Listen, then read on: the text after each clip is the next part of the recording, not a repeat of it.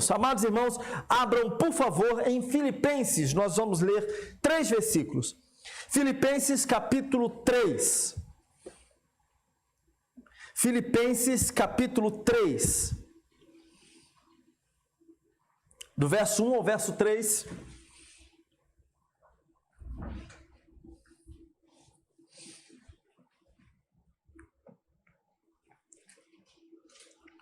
Filipenses 3, verso 1 ao verso 3 diz assim: quanto ao mais, meus irmãos, alegrem-se no Senhor. Escrever de novo as mesmas coisas não é um problema para mim e é segurança para vocês. Cuidado com os cães, cuidado com os maus obreiros, cuidado com a falsa circuncisão. Porque nós é que somos a circuncisão, nós que adoramos a Deus no Espírito e nos gloriamos em Cristo, em vez de confiarmos na carne. Vou ler novamente. Quanto ao mais, meus irmãos, alegrem-se no Senhor. Escrever de novo as mesmas coisas não é um problema para mim.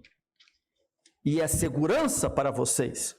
Cuidado com os cães, cuidado com os maus obreiros, cuidado com a falsa circuncisão, porque nós é que somos a circuncisão, nós que adoramos a Deus no Espírito e nos gloriamos em Cristo Jesus, em vez de confiarmos na carne. Em nome de Jesus, assim lemos a palavra de Deus, que Ele tem misericórdia de nós. Os irmãos podem sentar, por favor. Meus irmãos, é da natureza humana e podemos dizer também da natureza animal buscar conforto, acomodação, buscar aquilo que é mais tranquilo, né? É da nossa natureza. E muitos têm abandonado o evangelho da cruz, porque o evangelho da cruz ele não gera conforto para nós. Muitos têm abandonado esse evangelho da cruz para buscar o que a gente pode chamar de um evangelho híbrido, ou um evangelho sincrético, ou mais ainda, um evangelho místico. Alguma coisa que possa atender aos nossos anseios, o evangelho centrado no homem, que visa atender os anseios do coração do homem. E o que mais nós temos visto são pessoas transitando de igreja em igreja. Isso por quê? Porque estão buscando alguma coisa que possa atender esses anseios do coração.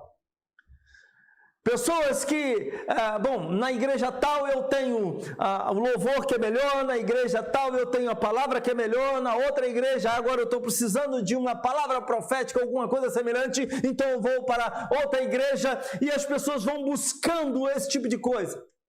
O pastor não falou algo que me desagradou um pouco, aí a pessoa sai de uma igreja e vai para outra, porque afinal de contas ela não quer ser desagradada. E assim essa geração é marcada por essas coisas, por trocas e mais trocas, da mesma maneira que se troca de banco, né? Muitos anos atrás a pessoa era cliente de um banco, ficava como cliente daquele banco a vida inteira, não era assim? Sou cliente desde tantos anos. No contra-cheque vinha dizendo, cliente desde 1950. Era assim, fidelidade, e você tinha, você comprava sempre na mesma loja, no mesmo local, alguma coisa, freguesa, ou freguês, não sei o que, meu cliente, tinha essas coisas. Notem que o tempo tem passado e esse valor, fidelidade, está caindo na vida de muita gente. Fidelidade comercial, então, isso daí não se fala mais. Ou com estabelecimentos comerciais, Você não tem mais isso. Fidelidade bancária, também não. E cada vez mais, agora tem os bancos virtuais, Você não paga taxa nenhuma. Ou paga, né? Você não tem as tarifas mensais, né? Mas tem algumas outras taxas ali embutidas que você vai acabar pagando. Mas você tem esses bancos virtuais e um monte de gente migrando. E o problema, meus irmãos, é que no tocante ao Evangelho, você vai encontrar muita gente entrando em igreja, né, com essa mesma filosofia, trazendo para si esse mesmo comportamento, desejando o Evangelho que lhe agrade, que se encaixe com a sua vida, que atenda aos seus anseios. Só que a questão é que o Evangelho é o Evangelho da cruz. Nós nos encaixamos, nós devemos nos moldar a Ele, não Ele a nós. Entendem? Nós somos moldados pelo Evangelho. Nós que precisamos ser trabalhados pelo Evangelho e não o Evangelho a nós. O Evangelho me incomoda. Você já ficou incomodado com a palavra de Cristo? Com uma pregação bíblica, você já ficou incomodado? O Evangelho nos incomoda. Não tem essa de que o homem é o centro de todas as coisas. Isso é balela. Isso é um vídeo aí rolando durante algum tempo, né, de um cara falando, você é o centro de tudo. Não é coisa nenhuma. Não é. O centro é Cristo. Cristo te ama, Ele perdoou você. Ele amou você, mas o centro de todas as coisas é Cristo. E o Evangelho sempre nos deixará desconfortáveis. Por quê? Porque ele massacra o nosso ego. Por quê? Porque ele trabalha o nosso coração. Por quê? Porque ele diz que nós somos pecadores. Por quê? Porque ele aponta os nossos erros. Sim, ele aponta quando nós erramos.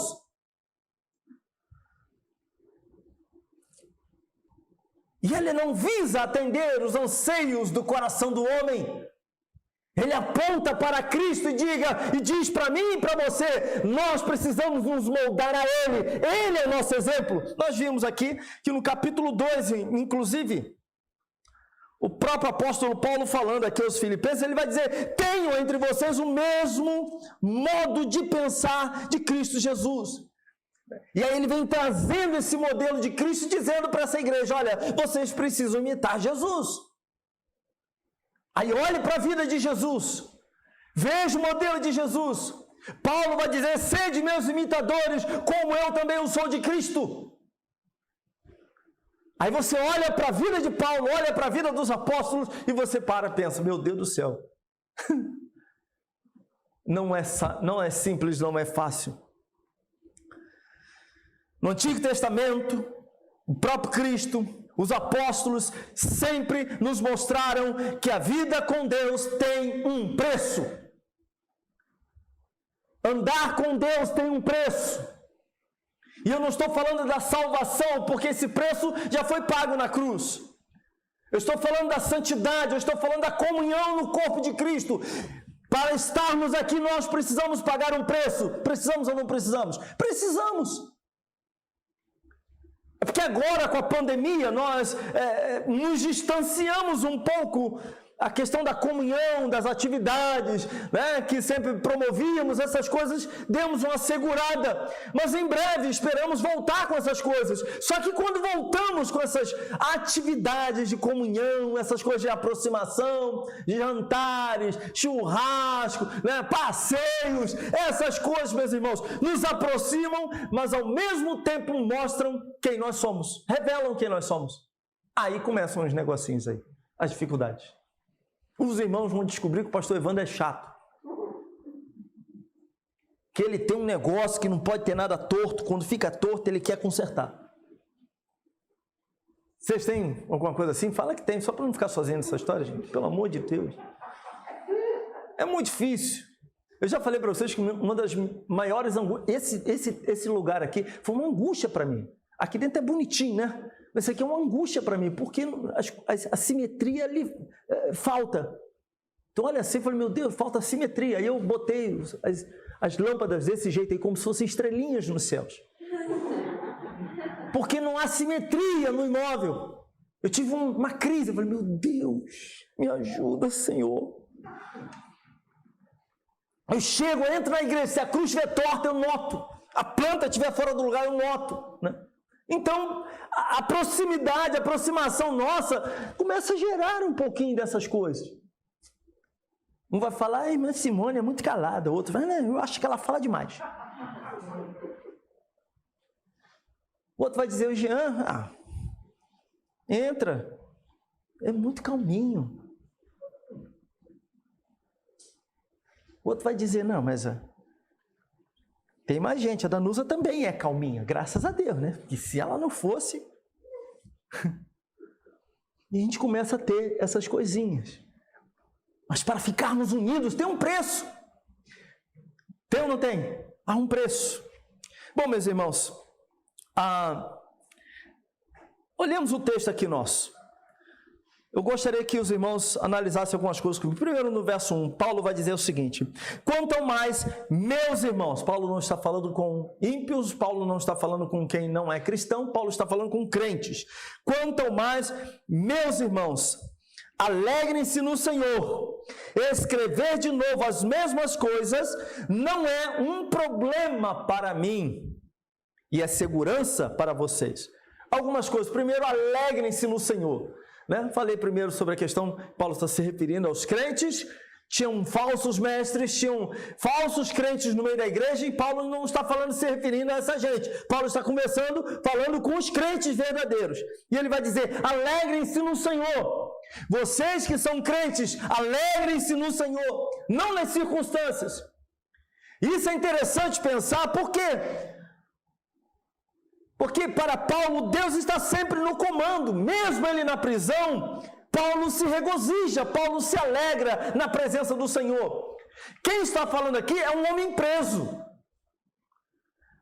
Quem está dizendo para esses irmãos se alegrarem no Senhor é um homem debaixo de lutas e tribulações.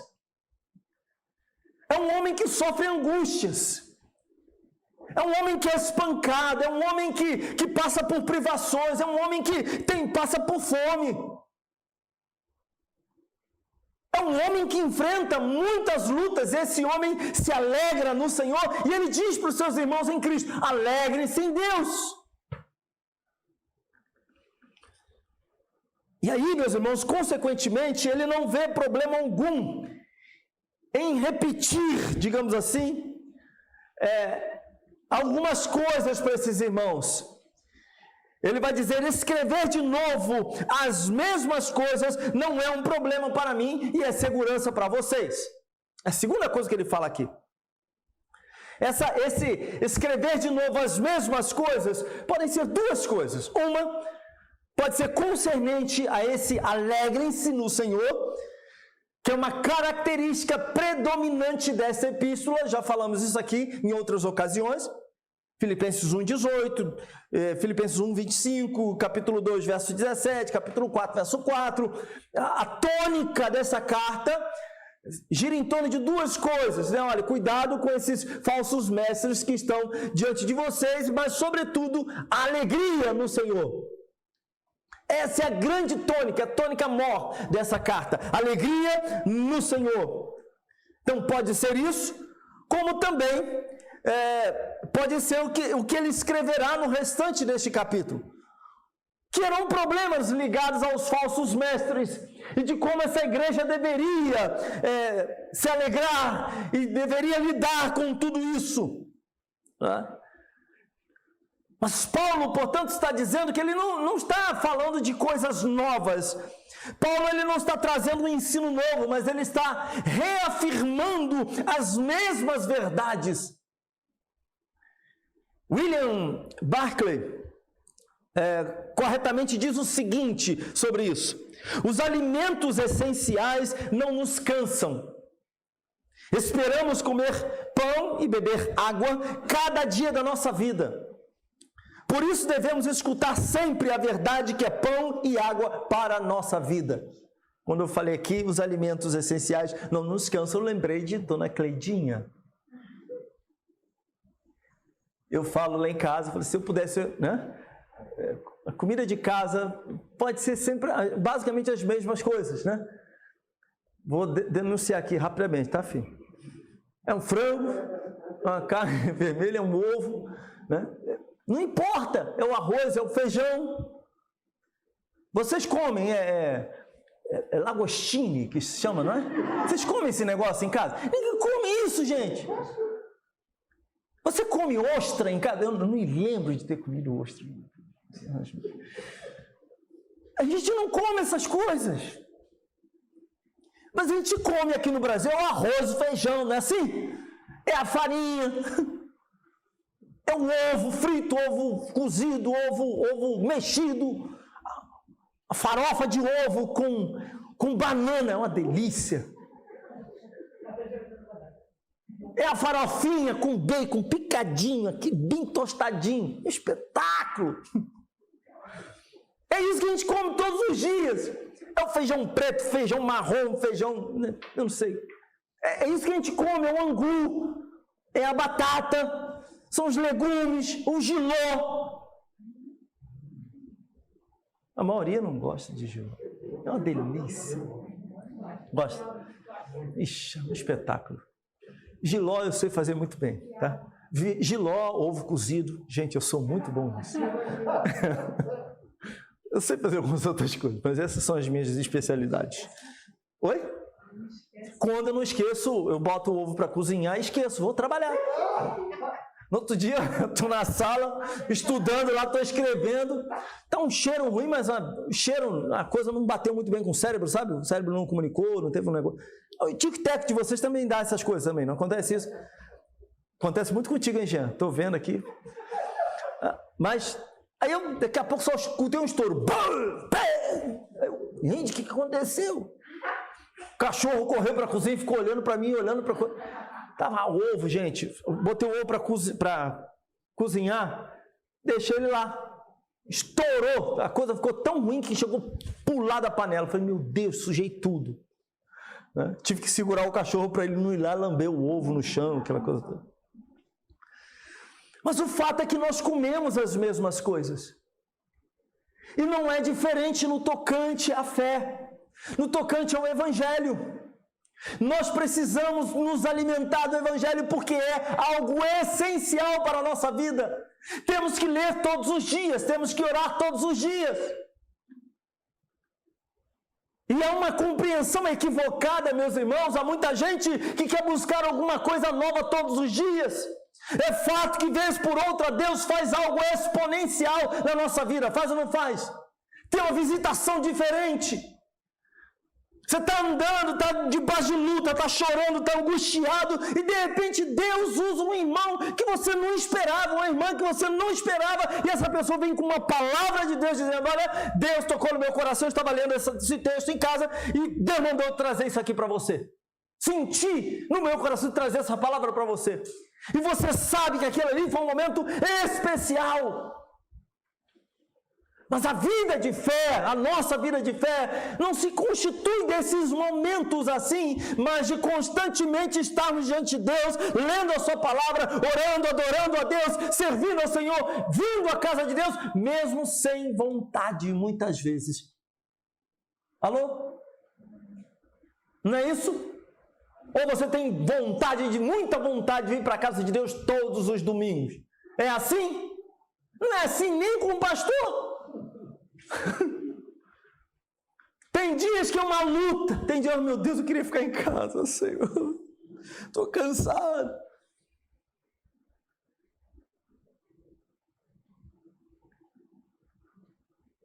Mas eu sei que é fundamental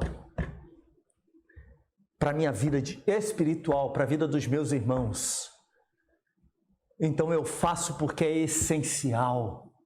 Leia não porque você está com vontade de ler, mas leia porque é essencial para a sua vida.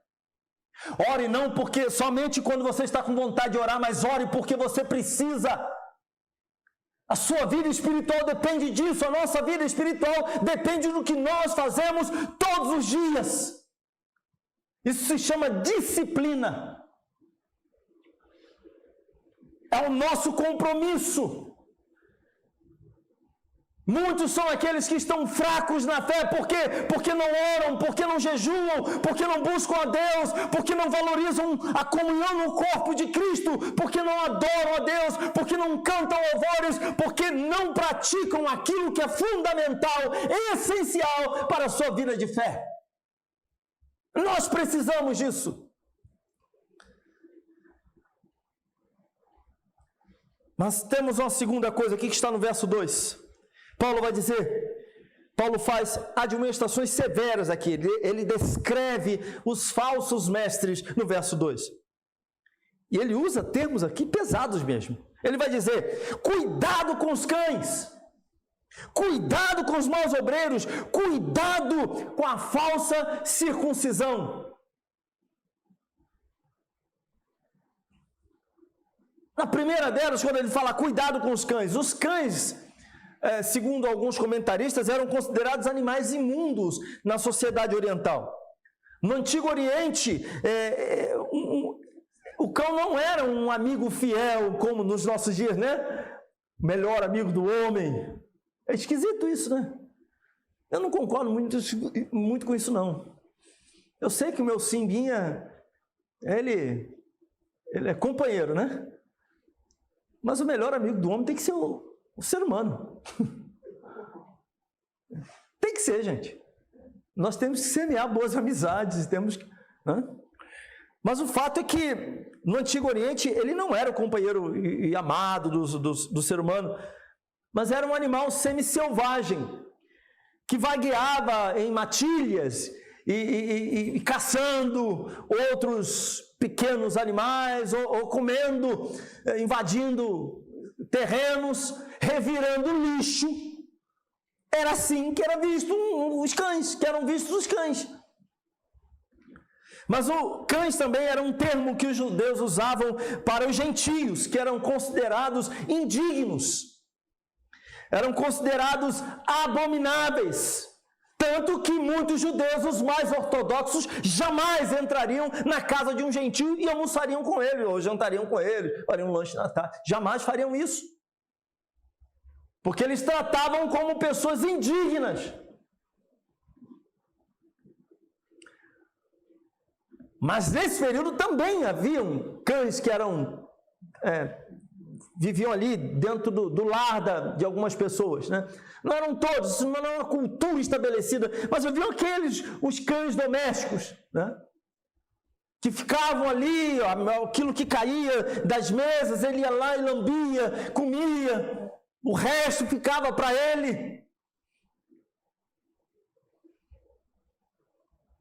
Mas Paulo está dizendo, está se referindo a esses falsos mestres, dizendo, olha, cuidado com os cães. E aqui a ideia de Paulo é apresentar esses animais, esses que ficam revirando lixo, andando pelas ruas, criando confusão, mordendo os transeuntes. Alguém que já não levou uma mordida de cachorro, assim, cachorro de rua? Não? Tá, fala muito não. O Simba já deixou uma marca, a Val tem a marca da promessa. Levou uma leve mordidinha. Mas o Simba gosta dela. Imagina se não gostasse. Mas eu me lembro da minha infância, no período de adolescência, infância e adolescência, ter levado mordida de cachorro. Ter levado carreira de cachorro. De um animal lá onde eu morava, um cachorro que ele era grande, né? Era um Doberman. E o dono só mantinha, deixava o cachorro preso o tempo todo, nunca soltava. Quando soltava era assim de madrugada, mas um belo dia, o bicho pulou a cerca, não sei o que aconteceu, só ouvi um grito, cuidado com o Toby está solto. Meus irmãos, era uma comunidade, então quando um grita, tu ouve, naquele corredor da comunidade todinha, né? Quando eu vi aquele animal vindo na direção, eu não sei se quantos aqui conhece Doberman, é um bicho imponente, gente. Ele diz o seguinte, sou eu, né? Ele bota aquele peito dele para frente assim, é imponente. Eu saí correndo, eu vi a minha irmã Márcia correr e ela conseguiu escalar um negócio, a casa de um cara, um muro, Era muito alto. Como é que ela chegou lá em cima, eu não sei. Eu entrei na primeira casa que tinha lá de um senhor, né, me fechei lá. Olhei pelo prendo, minha irmã estava correndo, subiu no muro e ficou lá.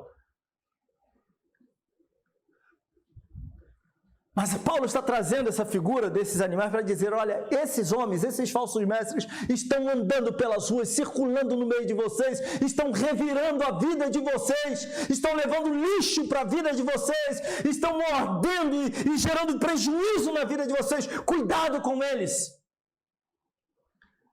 Mas ele também traz uma outra descrição para esses falsos mestres. Ele vai falar, cuidado com os maus obreiros. Essas pessoas tinham como objetivo um objetivo propagandístico de arrebanhar os convertidos, induzindo-os a crer na necessidade de circuncisão. Os gentios que se convertiam ao evangelho não tinham passado pela circuncisão e nem precisavam passar pela circuncisão. E eles estavam dizendo para eles, esses falsos mestres, que eram judeus, eram chamados judaizantes. Eles estavam dizendo, olha, você está dizendo que recebeu Jesus como Senhor e Salvador, mas você só será salvo de fato se você passar pela circuncisão. Então eles estão falando, e Paulo se refere a eles como maus obreiros.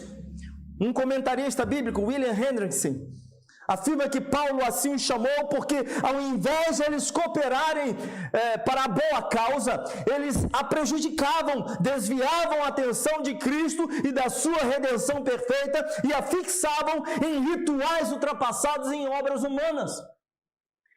Em outras palavras, não bastava a cruz de Cristo, não bastava o sacrifício de Cristo Jesus para salvar o homem, mas o homem precisava fazer algumas coisas para ser salvo. Cristo não era suficiente.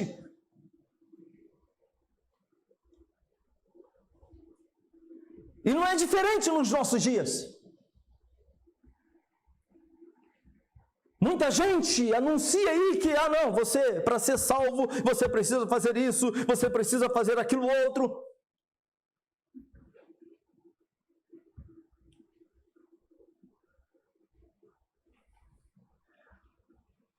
A obra quem fez foi o nosso Senhor Jesus. Ele pagou o preço por nós. A nossa obra é pós-salvação. É a santificação. Ele transformou a nossa vida. Ele nos convenceu da justiça, do pecado, do juízo. Nós apenas nos rendemos a Ele. E a partir daí temos que fazer a vontade de Deus, porque como salvos, vamos andar segundo a vontade do Senhor. E precisamos. E quando pecarmos, vamos ter que nos converter, vamos ter que nos arrepender dos nossos pecados, pedir perdão ao Senhor. E ele fala também, cuidado com a falsa circuncisão. Então, cuidado com os cães, cuidado com os maus obreiros, cuidado com a falsa circuncisão. Ele está se referindo ao mesmo grupo. E é interessante porque aqui pode parecer, tem uns detalhes nessa história. A palavra grega para circuncisão é peritomé. Mas Paulo se recusou a usar essa expressão aqui. Quando nós olhamos o original grego, quando nós olhamos no grego, não está essa palavra peritomé, ou peritomém. Paulo não usa essa palavra que era usada para circuncisão. Paulo não está fazendo uso dela aqui. Ao invés disso, Paulo usou uma outra palavra grega, que é katatomé, que é utilizada para descrever a mutilação da carne, que era feita nos ritos pagãos. Então, Paulo está sustentando que era errado ensinar que a circuncisão era uma condição indispensável para a salvação. Então Paulo está deixando claro aqui o seguinte: a circuncisão se torna um rito vazio e sem sentido se o coração do indivíduo não estiver rendido a Cristo, se ele não nascer de novo, se a obra de Cristo não alcançar. A circuncisão é um rito vazio, não tem o menor sentido. Para Paulo, se tudo que esses falsos mestres tinham para mostrar era a circuncisão da carne, uma marca física, Então, realmente, eles não estavam circuncidados, mas apenas mutilados. Por isso ele usa no grego essa expressão katatome. Porque Paulo está ironizando eles, está falando, olha, o que vocês estão chamando de circuncisão, na verdade, estamos falando de, na verdade é mutilação, vocês estão praticando as mesmas coisas que os pagãos praticam.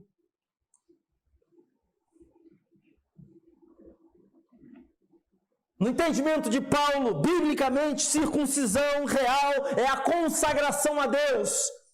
É a consagração do coração, é a consagração do pensamento, é a consagração da vida, da maneira como eu vivo neste mundo. O que importa é se eu sou circuncidado no meu coração. Se eu tenho a marca de Cristo no meu coração, se eu fui regenerado, não é obra da carne, é obra do Espírito.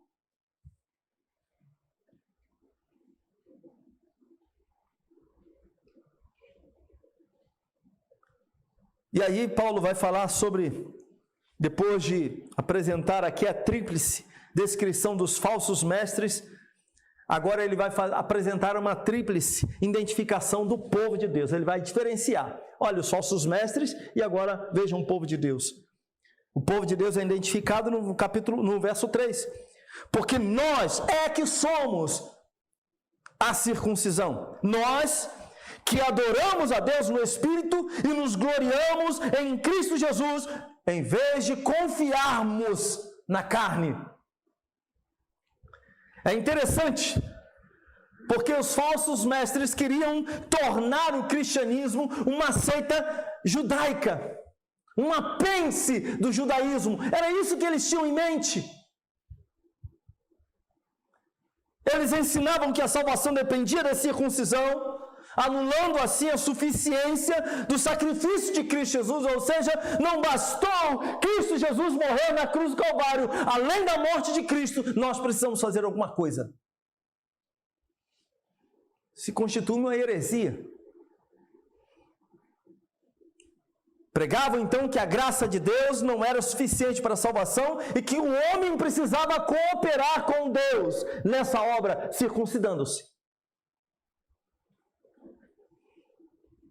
E Paulo refuta isso vigorosamente, mostrando que a verdadeira circuncisão é a circuncisão do coração, não da carne. É aquilo que o Espírito opera na vida do homem. Então Paulo agora diz o seguinte: nós é que somos a circuncisão. Então Paulo descreve o povo de Deus. Em primeiro lugar, Paulo diz o seguinte: o povo de Deus é identificado pela sua adoração ao Senhor. Adoramos a Deus no Espírito, ou seja, no Espírito Santo. Nós é que somos a circuncisão, nós que adoramos a Deus no Espírito. E meus irmãos, o povo de Deus, de fato, é identificado pela adoração ao Senhor. E quando eu digo adoração, eu falo de estilo de vida, como eu já expliquei isso aqui. A adoração não é um mero cantar. A adoração não significa cantarolar músicas. No outro dia eu estava andando aqui, voltando da pracinha com o meu cachorro e vi uma vozinha distante. Era uma menina com fone no ouvido. Era umas 7h pouca da manhã. Ela estava muito feliz com Jesus. Porque ela vinha cantando alto. Eu não sei se ela percebeu que estava alto. Senhor, te agradeço. Desafinei, mas o Senhor recebe, sabe essas coisas? Eu acho que lá em cima no céu tem um transformador que você desafina, que o negócio chega perfeito lá quando vem todo o coração. Não é possível. Mas a menina vinha cantando e bem desafinadinha, e ela estava muito feliz. Só faltava saltitar, né? De tanta felicidade. Eu falei, meu Deus. Num determinado momento eu falei, puxa vida, podia cantar mais baixo, mas eu falei, não, deixa a menina cantar, está louvando a Deus. No entanto, meus irmãos, não se pode separar o culto que prestamos no templo daquele que prestamos na vida. No dia a dia. Naquele culto que nós prestamos fora do templo. Só que alguém pode observar meticulosamente todas as práticas externas da religião e ao mesmo tempo estar abrigando em seu coração outras coisas: amargura, ódio, orgulho. Só que nós não podemos separar. Se eu estou na casa de Deus, louvando ao Senhor, ouvindo a palavra de Deus, lendo as Escrituras Sagradas, intercedendo, falando das coisas de Deus, quando eu saio da igreja, a minha vida não pode ser diferente. Você não pode chegar aqui na igreja, a paz do Senhor, amados irmãos, glória a Deus, louvado seja o nome do Senhor. E em casa era, para com isso, moleque! Ou chegar no mercado, é isso mesmo! Ficar fazendo escândalo na rua.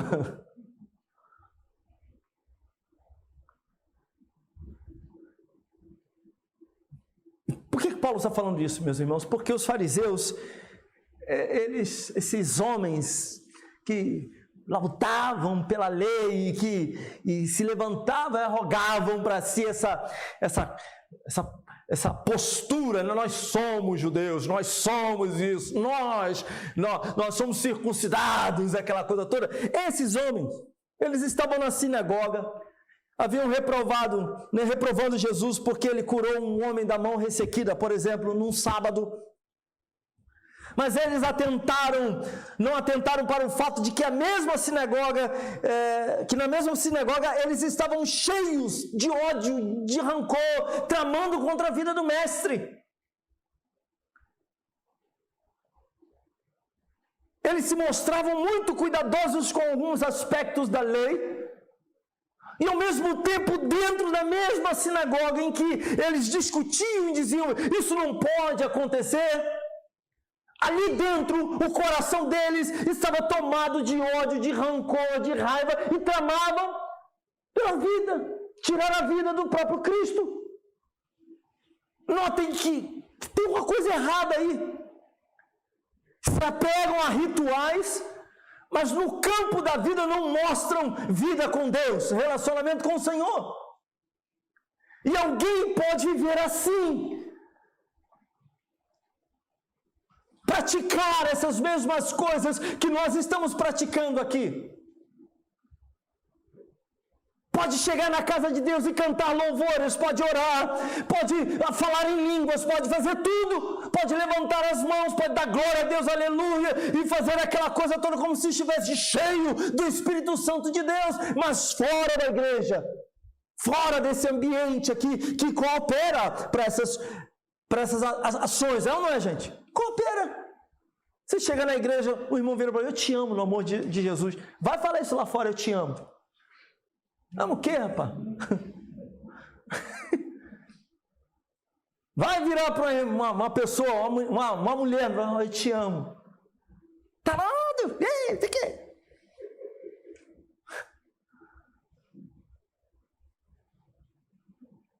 Dentro do nosso contexto aqui cabe: eu te amo. Dentro do nosso contexto aqui, nós abençoamos uns aos outros, né?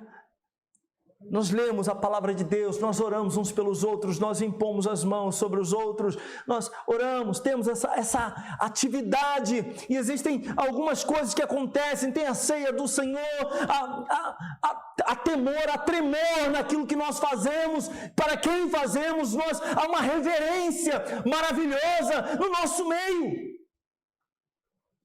Por vezes um silêncio reverente, uma preocupação com a exposição das Escrituras Sagradas. Há um ambiente propício para essas questões espirituais. Mas a pergunta é: o que é que nós somos fora da igreja? O que é que você é fora da igreja?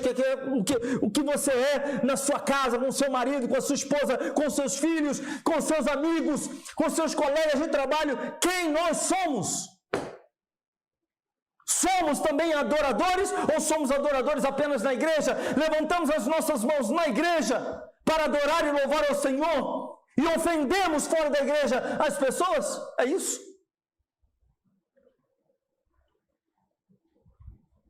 O culto deles não era movido pelo Espírito, mas o culto do povo de Deus, Paulo está dizendo, deve ser movido pelo Espírito. Por isso Paulo está dizendo, nós adoremos a Deus no Espírito. Não é uma adoração qualquer, não se trata de rituais. Não se trata meramente de estar na sinagoga ou numa igreja e executar algumas coisas que são comuns a um culto. Não se trata meramente disso, mas se fala de vida. O ponto aqui é vida, como eu vivo, dentro da igreja, fora da igreja, no meu trabalho, na minha casa. E em segundo lugar, segunda característica, o povo de Deus é identificado pela centralidade de sua vida em Cristo Jesus. Quando o texto nos diz, adoramos a Deus no Espírito e nos gloriamos em quem? Em Cristo.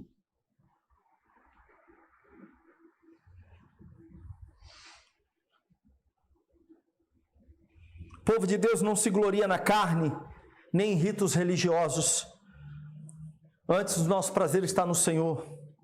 O nosso prazer, a nossa vida e a nossa confiança está na pessoa de Jesus Cristo. Cristo é a nossa vida, capítulo 1, verso 21. Olha o que nos diz, porque para mim o viver é Cristo e o morrer é lucro. Quem está falando isso é quem? O apóstolo Paulo. Ele está dizendo isso aos crentes de Filipos. Ele está dizendo, olha, Cristo é a minha vida, eu vivo para Ele, eu sou dele, tudo que eu sou eu devo a Ele.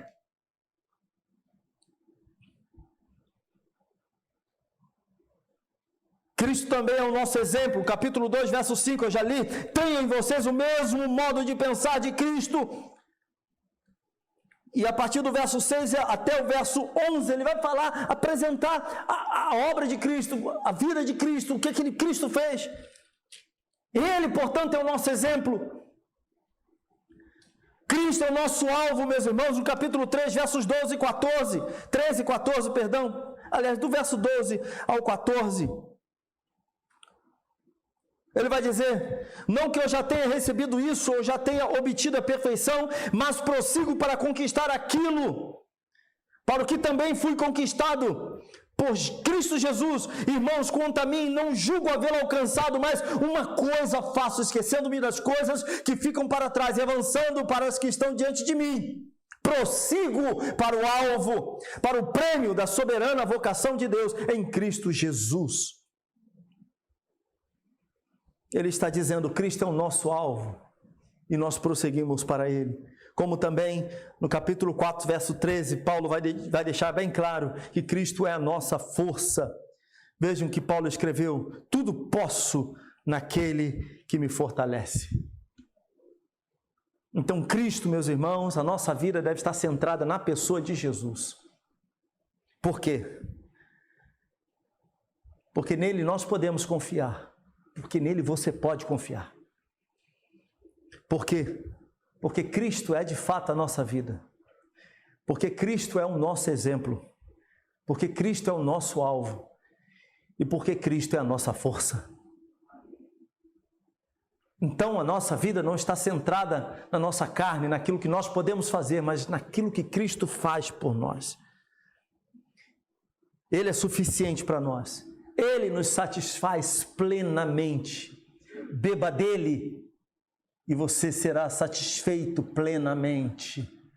Há muita gente que não está satisfeito porque não está bebendo de Cristo. Está bebendo de outras águas. Está se alimentando de outras coisas. Está se alimentando de religião. Está se alimentando de homens. De celebridades. De pastores que se colocam como celebridades. Está se alimentando de igrejas, como se a igreja em si fosse alguma coisa, eu estou dizendo denominação, nome de denominação. E há muita gente que bate no peito e diz, eu sou nova vida.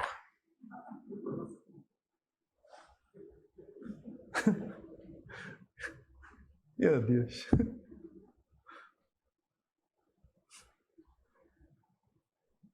A nossa igreja, a nossa denominação é uma bênção, mas nós não podemos nos orgulhar disso.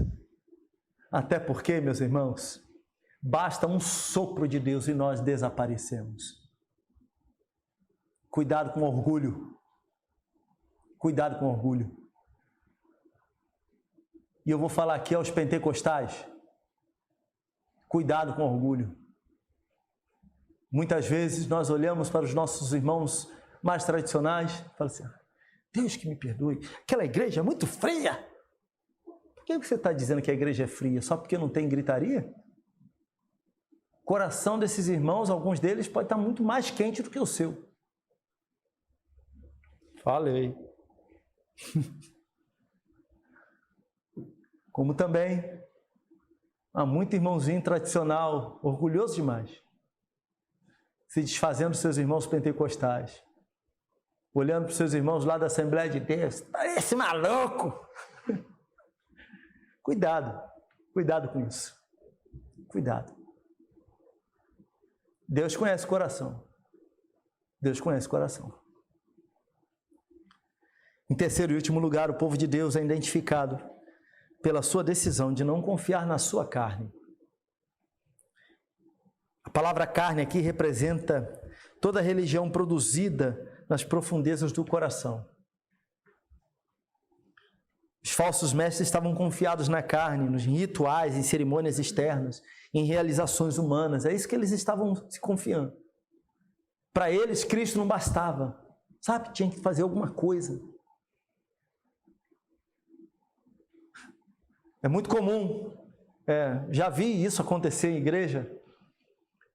Vamos ter, final do culto, meus irmãos, vamos ter aqui um período de intercessão, de oração. Pastor fulano, Beltrano, Ciclano, então irmão fulano, irmão Beltrano, irmão Ciclano estarão aqui na frente para interceder por vocês, para orar. Se você tem algum pedido de oração, vem aqui na frente. Como eu já vi isso demais. A fila é formada. Aí tem um pastor que é mais agitadinho, né? Quando está pregando, o pastor Ivano fica andando de um lado para o outro, parece que botou o dedo na tomada. Né? E tem um que é mais assim, sabe? Mais. Imagina um Jean, que assim, Deus, em nome de Jesus, né? Mais quietinho, calado. Se Jean falar muito alto dentro de casa da Nusa, tem alguma coisa errada. É assim? Porque às vezes o camarada é quietinho assim, mas em casa... Não, sabe como é que é, né, gente? Aí tem um outro que é mais ou menos. Gente, como eu já vi. A pessoa está, não, eu vou no outro ali, ó, tem mais poder. É estética. É estética. Se um está lá botando a mão na cabeça, Senhor, em nome de Cristo Jesus, dá aquela mexida, sai agora toda enfermidade. Não, esse tem um poder. Mas o outro está lá, Deus, um coração rendido diante do Senhor, com desejo na alma de que aquela pessoa seja curada, restaurada, alguma coisa assim, né? Está ali, Deus, em nome de... não vou nesse não. Eu quero na oração com poder. É a estética. É confiar na carne. E eu não estou dizendo que aquele que ora alto é só estética. Não se trata disso. Os irmãos estão entendendo o que eu estou falando. Mas é que a gente tem que tomar muito cuidado. Os falsos mestres confiavam na carne, em rituais, em cerimônias externas, em realizações humanas. Contudo, meus irmãos, o povo de Deus, ele deve ser caracterizado como um povo que põe a sua confiança apenas na pessoa de Jesus Cristo. E ele confia que Jesus é suficiente. Ele depende do poder de Deus, não do seu poder. O cristianismo, meus irmãos, não é aquilo que fazemos para Deus, mas é aquilo que Deus faz por nós e fez por nós em Cristo Jesus. Isso é cristianismo. Então não confie na sua carne para vencer o pecado. Por exemplo, confie no poder do Espírito Santo de Deus para te ajudar nisso. Tente vencer o pecado na sua carne. Você vencerá por alguns minutos e será derrotado. Mas confie no poder de Cristo Jesus para mudar a sua história, para mudar a sua vida, para mudar o seu marido, para mudar a sua esposa, para mudar o seu filho. Confie no poder de Cristo. Ele não falha, nós falhamos. Ele é suficiente, nós somos insuficientes. Nós precisamos de Cristo. E nós devemos ser identificados como um povo que confia em Cristo e não na sua própria carne. Em nome de Jesus. Características do povo de Deus. É um povo que é identificado pela adoração. Você é alguém que adora a Deus? Você vive como adorador do Senhor, que adora ao Senhor em espírito e em verdade? Ou você é daqueles que demonstram adoração no templo, na igreja, nas atividades eclesiásticas, mas fora da igreja, sua vida é outra? Nós somos um povo que é identificado pela centralidade da nossa vida em Cristo Jesus. Ele é a nossa vida, Ele é a nossa força, Ele é o nosso exemplo, Ele é o nosso alvo. Vivemos para Ele. Paulo disse, para mim o viver é Cristo, o morrer é lucro. Ou seja, tudo da vida dele estava voltado para Cristo. É assim também? Deve ser assim na nossa vida. E por último, não confie na sua carne. Não confie na sua carne. Confie em Cristo, no poder de Cristo. Ande segundo a vontade de Deus, confie nele, em nome de Jesus. Amém? Vamos ficar de pé.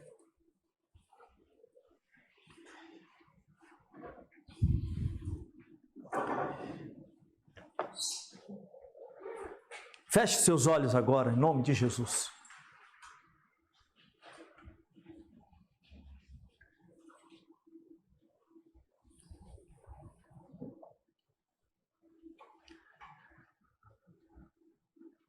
Se você está debaixo de luta, de tribulação, vou pedir para que você coloque agora a mão sobre o seu coração.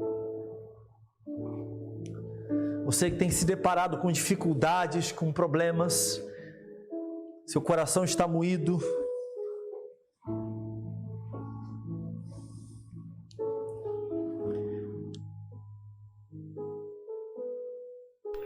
Coloque a mão sobre o seu coração.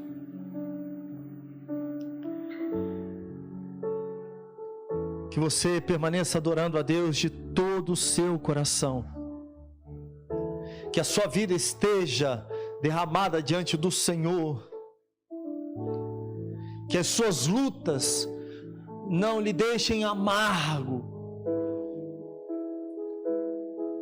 Mas que você permaneça rendido diante de Deus. Que você adore a Deus na casa dele, aqui no templo, mas que você também seja um adorador na sua casa, no seu trabalho, onde você for.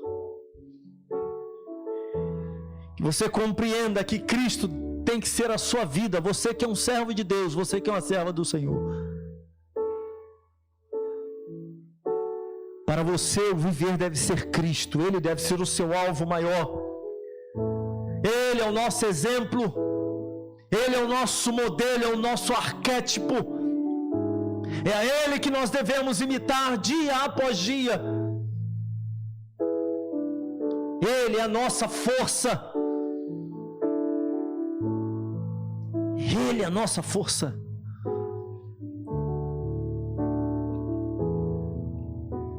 E confie nele. Confie em Cristo. Essas são as palavras do apóstolo Paulo para esta igreja. Essa igreja que estava debaixo de luta, de provações, de dificuldades. Paulo diz para essa igreja: alegre-se no Senhor, não nas circunstâncias, mas no Senhor. E esta é a palavra de Deus para a sua vida hoje. Você pode estar debaixo de lutas, mas a palavra de Deus para você é: alegre-se no Senhor, alegre-se em Deus, alegre-se em Cristo. Olhe para Ele, que é o autor e consumador da nossa fé. Ele é a sua força. Ele é aquele que renova as suas forças. Ele é o nosso pão de cada dia. Ele é o pão da vida. Ele é a água da vida. Ele é a água viva. Ele é a porta, Ele é o caminho, Ele é a verdade, Ele é a vida. Então alimente-se dEle, mergulhe nele, sacie-se nele. Ele é suficiente para nós, meus irmãos. Ele é suficiente para nós. Você que está debaixo de angústia, entenda isso. Cristo é suficiente. Talvez você esteja buscando alegria em outras coisas, prazer em outras coisas, satisfação em outras coisas. E a minha palavra para você nesta noite é: volte os seus olhos para Cristo. Você pode ser um homem mais bem sucedido, a mulher mais bem sucedida neste mundo, mas se você não tiver Cristo, você não tem nada. Há muita gente que busca saciar a vida num casamento. É bom casar, é propósito de Deus para a vida do homem o casamento. Mas somente Cristo pode saciar de fato o interior do homem. Pai amado, em nome de Cristo Jesus, aqui estão os meus irmãos e irmãs. Aqui estamos nós, ó Deus, como tua igreja, que por tantas vezes, ó Deus, voltamos os nossos olhos para outras coisas. Tentamos nos saciar, nos alimentar, tentamos preencher o nosso coração com outras coisas e nos frustramos. Que buscamos, ó Deus, de alguma maneira saciar a nossa vida com tantas coisas e nos frustramos. Tenha misericórdia de nós. A tua palavra nos diz que o Senhor é tudo para nós. É isso que nós vimos aqui. Cristo Jesus é suficiente para nós. Que venhamos nos alimentar da palavra de Cristo, que possamos buscar a Cristo, que recebamos a força e o poder de Cristo nas nossas vidas, que imitemos a Cristo na nossa conduta, tenhamos Cristo como modelo, como arquétipo da nossa vida, Cristo, Cristo, Cristo sobre nós. E aí, ó Pai, assim como esses irmãos estavam enfrentando lutas, muitas lutas, e Paulo estava consolando esses irmãos, e estava dizendo para esses irmãos, para eles se voltarem para Cristo, se alegrarem na pessoa de Cristo, assim também devemos fazer, e assim também nos alegraremos, assim também nos sentiremos satisfeitos. Ajuda-nos nas nossas fraquezas, Senhor. Ajuda os meus irmãos, as nossas irmãs aqui. Ajuda-nos, nós precisamos do Senhor. Em nome de Cristo Jesus oramos. Amém. Amém. Cantemos esse hino, perto quero estar.